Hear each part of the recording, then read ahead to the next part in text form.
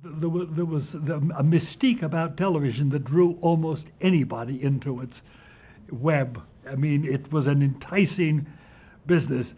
You could get anybody to go on television.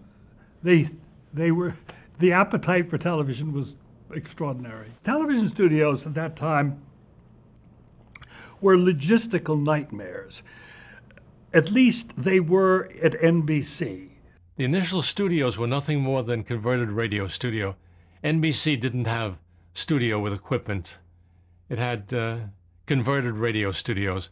And the television studio was basically 3H, third floor, a studio that had been utilized basically to do soap opera dramas.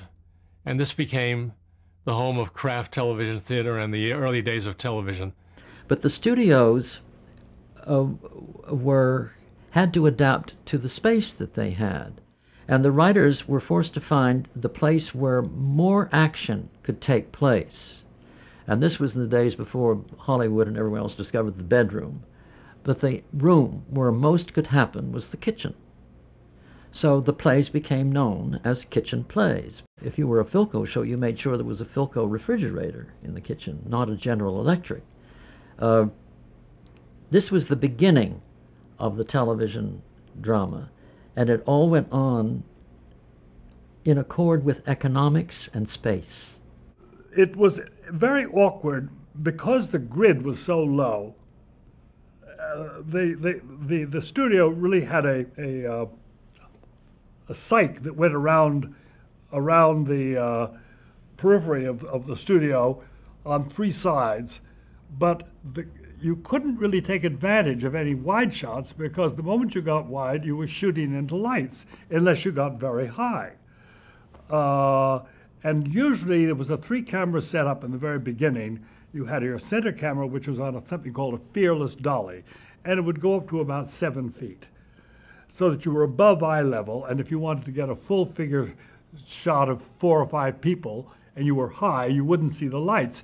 If you did that from eye level, and they weren't right up against the cyc, all you were looking at was scoops.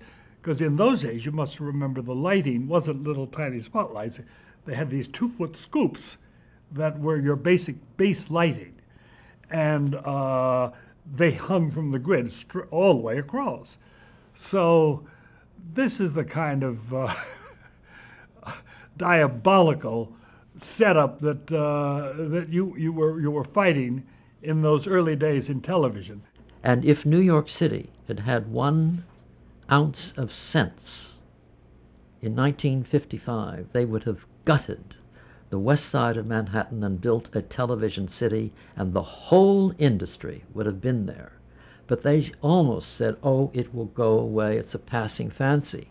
So the CBS television city was built in Los Angeles, and Burbank for the NBC, and then the movie studio, and it all went out to California, and New York City was left holding the bag. It really was, because everything left toward the end of the 50s and the early 60s.